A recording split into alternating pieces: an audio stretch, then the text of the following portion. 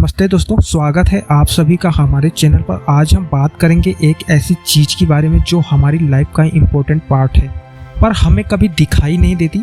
जी हाँ, मैं बात कर रहा हूँ रेडियो वेव्स की। ये वही वेव्स हैं जो mobile calls, wifi, radio, TV, even satellites तक सब कुछ चलाती है। अब आप सोच रहे होंगे कि ये रेडियो वेव है क्या।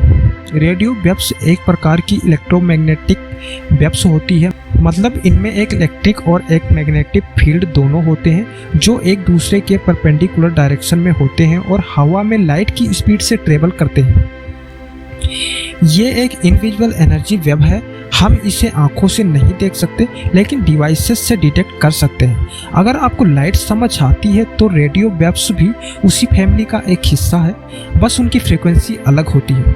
चलिए अब जानते हैं इसकी डिस्कवरी और हिस्ट्री के बारे में। रेडियो वेव्स का आइडिया सबसे पहले 1860s में साइंटिस्ट जेम्स क्लर्क मैक्सवेल ने दिया था।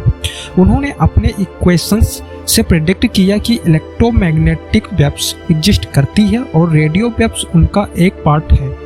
फिर 1886 में हेनरी हज ने एक्सपेरिमेंट करके प्रूव किया कि रेडियो वेव सच में एग्जिस्ट करती है। उन्होंने एक ट्रांसमीटर और रिसीवर बनाया जिसमें स्पार्क के थ्रू वेव्स जनरेट हुई और दूसरी साइड पर डिटेक्ट भी हुई। इसी वजह से फ्रीक्वेंसी का नाम हज रखा गया।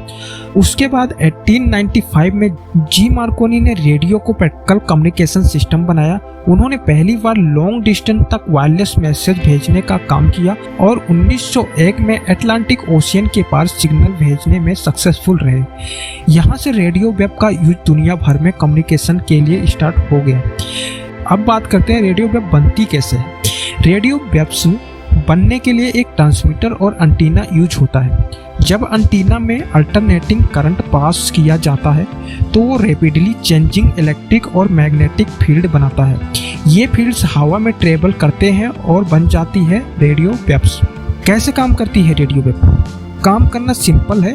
एक एंटीना वेव्स को भेजता है और दूसरा एंटीना उन्हें रिसीव करता है। रिसीवर उन वेव्स को वापस इलेक्ट्रिकल सिग्नल में कन्वर्ट करता है और फिर उन्हें साउंड, डेटा या वीडियो के फॉर्म में बदल देता है। मतलब एक तरफ से भेजा गया मैसेज हवा में ट्रेवल करता हुआ और दूसरी तरफ एक सिग्नल बन जाता है। रियल लाइफ एग्जांपल से समझते हैं। जब आप FM रेडियो सुनते हो, स्टेशन का ट्रांसमीटर वेव भेजता है और आपका रेडियो एंटीना उस वेव को पकड़कर गाना बजाता है। जब आप मोबाइल कॉल करते हो, आपकी आवाज़ सिग्नल में कन्वर्ट होती है और नियरेस्ट टावर को रेडियो वेव के थ्रू भेजी जाती है। टावर से वो सिग्नल आपके दोस्त के फ़ोन तक पहुंचता है और वापस साउंड बन जाता है।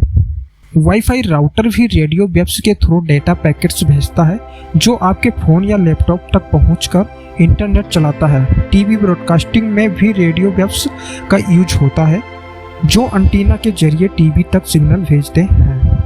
रेडियो वेव्स बहुत वाइड रेंज में होते हैं, 3 किलोहर्ट्ज से 300 किलोहर्ट्ज तक। इसी वजह से इन्हें अलग अलग पार्ट में बनाया गया है। Medium frequency AM radio broadcasting के लिए यूज होता है। High frequency short wave radio और लॉन्ग डिस्टेंस कम्युनिकेशन के लिए यूज होता है। VHF very high frequency FM और टीवी के लिए यूज होता है। Ultra high frequency mobile phones, wifi, Bluetooth के लिए यूज होता है। माइक्रोवेव और EHF सैटेलाइट्स, रडार और 5G टेक्नोलॉजी के लिए यूज होता है। सोचो, रेडियो वेव के बिना दुनिया कैसी होती। ना रेडियो वेव होता, ना टीवी, ना मोबाइल, ना इंटरनेट। आज की लाइफ में रेडियो वेव एक इनविजिबल ब्रिज की तरह है जो हमें एक दूसरे से कनेक्ट करती है। तो दोस्तों, रेडियो वेव एक नेचुरल इवेंट है जिनका डिस्कवरी साइंस के लिए एक माइलस्टोन था। आज वो हमारे कम्युनिकेशन सिस्टम की बैकबोन बन चुके हैं। आपको ये एक्सप्लेनेशन कैसा लगा? अगर इजी और इंटरेस्टिंग लगा हो तो लाइक और शेयर जरूर कीजिए और कमेंट्स में बताइए कि अगला टॉपिक किस पर चाहिए। जय हिंद।